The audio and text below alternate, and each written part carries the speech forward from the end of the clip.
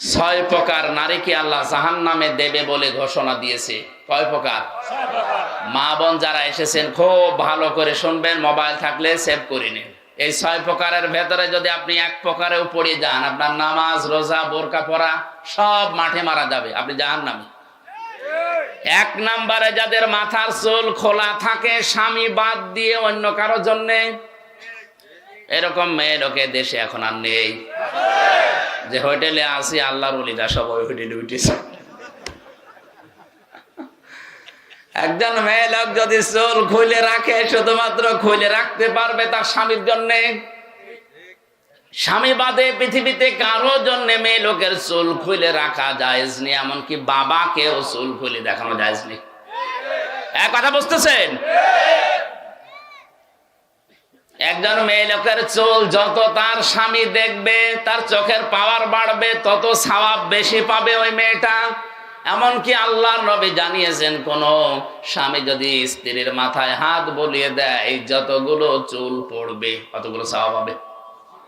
আর অন্য যত মানুষ এই চুল দেখবে, অতগুলো সাপ আল্লাহ বানিয়ে কবরে পাঠাবে। চুল ওরা দেখায় স্বামীকে না, পরপুরুষকে বেশি। এই জন্য যেই মহিলার মাথার চুল খোলা থাকবে স্বামী বাদ দিয়ে অন্য কারো জন্য, সে জাহান্নামী। দুই নম্বরে স্বামীকে যেই মহিলা সম্মান করে না। তিন নম্বরে স্বামীকে বাদ দিয়ে দেবর ননদ বা অন্য কারো সাথে যারা হাসি তামাশায় লিপ্ত থাকে বেশি সময়, স্বামীর কাছে আসলে মুখ গোমরা হয়ে থাকে। আর যদি দেবর পায়, স্বামী গিয়েছে ঘাস কাটতে, বাগে ধরে খাক, আমার দেওয়ার বেশি থাক। একটা কবিতা এরকম পড়েছিলাম কোথায় যেন, তো স্বামী ঘাস কাটতে গেছে মাঠে, ওরে বাগে ধরে খেয়ে ফেলো, আমার দেওয়ার বেশি থাক। স্বামী বাদ দিয়ে অন্যের সাথে যদি কেউ হাসি তামাশা করে, মজাক করে, ইয়ারকি আড্ডা করে, মহিলা জাহান্নামী। চার নম্বরে যে মহিলা অপবিত্রতা থেকে পবিত্রতার খবর রাখে না, শরীর খারাপ হয়েছে কবে যে পবিত্র হবে ওর খেয়ালই নেই, স্বামীর যে হক আছে ওর মনেও নেই। এই জন্য যখনই শরীর অসুস্থ হবে, সুস্থ হওয়ার পর থেকে নিজেকে পরিষ্কার পরিচ্ছন্ন করে স্বামীর জন্য উপস্থাপন করা লাগবে। 5 নম্বরে মিথ্যা বলে, গীবত করে, এরপর আবার কসম করে কথায় কথায়। মেয়েদের স্বভাব এটা বেশি, ওরা কিছু হলেই কসম কাটে। কসম যদিও কাটে, আবার ছেলের মাথায় হাত দিয়ে স্বামীর মাথায় হাত দিয়ে কসম কাটে। এমনকি কাবা শরীফের ছবি টাঙানো বলে কাবার কসম। দুনিয়াতে একজনের নামে শুধু কসম কাটা জায়েজ আছে, কে? এই বলেন বলেন। আমরা কসম কাটি বড় যে জিনিস, সে জিনিসের উপরে। এ দুনিয়ার সব চাইতে বড়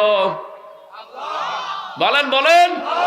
আর আল্লাহ যখন কসম কাটেন, তখন কসম কাটেন ওই জিনিসের সাথে, যেই জিনিসের সাথে আমাদের জীবনের সম্পর্ক আছে। আমাদের জীবনের সম্পর্ক আছে সময়ের সাথে। কিসের সময় আছে? এই জন্য আমির হামজা আছে, সময় নেই হামজার দাম। এখন যদি আমার সময় শেষ হয়ে যায়, আপনারাও আমাকে নামিয়ে দেবেন। আর আমার জীবনের সময় যদি শেষ হয়ে যায়, আমাকে মানুষ আর হামজা বলবে না, মরহুম হামজা বলবে। এজন্য মানুষের জীবন সংক্রান্ত কথাগুলো বলতে গিয়ে আল্লাহ জানিয়েছেন, ওয়ালা আসরি ইন্নাল ইনসানা লাফি খুসর। সময়ের কসম, জীবনের কসম, হায়াতের কসম, ইতিহাসের কসম। যেহেতু মানুষের হায়াত আছে, মানুষ আছে, জীবন আছে, মানুষ আছে, এগুলো না থাকলে মানুষের আর দাম থাকে না। এর সম্পর্ক মানুষের জীবনের সাথে রিলেটেড। এই জন্য আল্লাহ মানুষের জীবন সংক্রান্ত কথা বলতে গিয়ে কসম দিয়েছেন হায়াতের, সময়ের। জোরে বলেন সুবহানাল্লাহ। আমরা যেহেতু কসম দিতে পারি শুধুমাত্র আল্লাহ ছাড়া আর কারো নামে না। মা বোন যারা এসেছেন, কসম যদি কাটতেই হয় আল্লাহ নামে কাটবেন।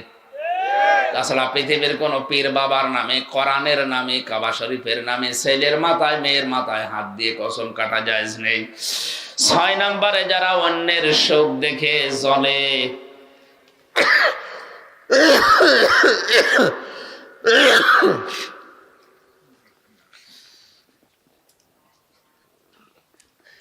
যারা অন্যের সুখ দেখে জ্বলে এবং কিছু দান করলেও যারা খোঁটা দেয়, এই 6 প্রকার নারীর কথা মুসলিম শরীফে নবীজি জানিয়েছেন। আশা করছি মা বোন যারা এসেছেন, এই 6 প্রকারের কোনো কিছু যদি আপনার ভেতরে থাকে, আপনি এই মুহূর্তে নিজেকে পাল্টাবেন।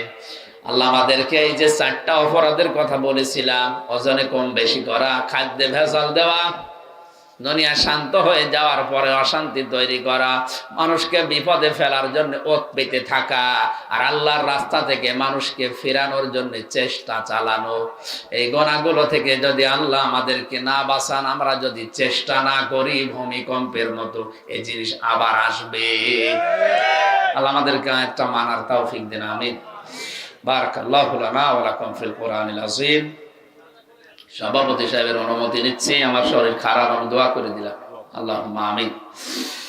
রব্বানা যালামনা আনফুসানা ওয়া ইল্লাম তাগফির ওয়ারহামনা লানাকুনান্না মিনাল খাসিরিন। রব্বুল আলামিন, কক্সবাজার জেলার এই মাহফিলটার দিকে তাকাও। হাজার হাজার বান্দা বান্দি এই প্রচন্ড শীতের ভেতরেও তারা কষ্ট করে শুনেছে। আল্লাহ তাআলা মেহেরবানি করে এই মানুষগুলোকে তুমি মাফ করে দাও, সওয়াবগুলো আমাদের নবীজির রওজায় পৌঁছিয়ে দাও। দুনিয়ার মাঠের নিচে যারা আছে এদেরকে নিজ গুণে ক্ষমা করে দাও। মাহফিলের সভাপতি সহ প্রধান অতিথি সহ যারা আমরা এসেছি, আমাদের জীবনে এই গুনাহগুলো যদি থাকে তুমি দূর করে দাও। তুমি তো অবিচার করো না, নাই বিচার করলেও আমরা কেউ পার পাবো না। আল্লাহ তোমার দয়া চাই, রহমত চাই, মেহেরবানি করে দয়া করে মাফ করে দাও। কোরআন শোনানোর জন্য বিশাল আয়োজনে যারা শ্রম দিল, আল্লাহ আমি সবার নামও জানি না, তোমার কুদরতের খাতায় তাদের নামগুলো লিখে নাও। এই সন্তানদেরকে যেই মা পেটে নিয়েছে, মায়ের পেট তুমি ধন্য করে দাও। প্রশাসনের যে ভাইগুলো এসেছে, বিশেষ করে জেলার ডিসি, এসপি, টিওনো, ওসি সহ যত পুলিশ সদস্য ভাইরা আজকের মাহফিলের সহযোগিতার জন্য এসেছিল, পাহারা দেওয়ার জন্য, এদের সন্তানাদি স্ত্রী পুত্র যারা বাইরে আছে, দেশে আছে, তাদেরকে তুমি হেফাজত করো। আল্লাহ আমার শরীরটা অসুস্থ, সুস্থ হতে পারছি না। দীর্ঘ 3টা বছর আমি বন্দী জীবনে ছিলাম, তুমি মুক্ত করেছো, মুক্ত আকাশে মুক্ত বাতাসে ফিরিয়েছো।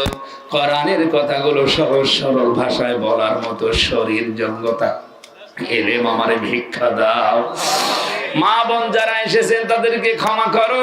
অনেক মা বোনের সন্তান হয় না, আল্লাহ একটা সন্তান তাদেরকে উপহার দাও।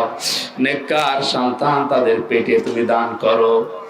আগামীতে এই অনুষ্ঠানটা কোরআনের জন্য বিশাল আকারে মঞ্জুর করো। মিডিয়ার এই ভাইরা রাত দিন কষ্ট করে কোরআনে কারিম গুলোকে প্রচার করার জন্য তারা দায়িত্ব পালন করছে। এদের ইখলাসকে তুমি আরো বাড়িয়ে দাও, এদের বিপদ আপদ থেকে তুমি বাঁচাও। মেহেরবানি করে এদের ব্যবসা বাণিজ্যে বরকত দান করো। বারাকাল্লাহু লানা ওয়া লাকুম ফিল কোরআনিল আযীম। প্রবাস থেকে যে মানুষগুলো এই মাহফিলের জন্য টাকা পাঠিয়েছে, সম্পদ পাঠিয়েছে, তাদের অর্থ সম্পদে বরকত দাও। তাদের শরীরটা তুমি সুস্থ রাখো। মেহেরবানি করে তুমি প্রবাসী ভাইদের মা বাবাকে মাফ করে দাও, তাদেরকে হালাল রুজিতে বরকত দাও। মাওলানা হাফিজুর রহমান জিহাদি ভাই তার বাবার জন্য দোয়া চেয়েছে, আল্লাহ বাবাকে তুমি ক্ষমা করে দাও। বারাকাল্লাহু লানা ওয়া লাকুম ফিল কোরআনিল আযীম। আলহামদুলিল্লাহি রাব্বিল আলামিন। মরণের সময় একবার হলেও যেন পড়ি লা ইলাহা ইল্লাল্লাহু মুহাম্মাদুর রাসূলুল্লাহ।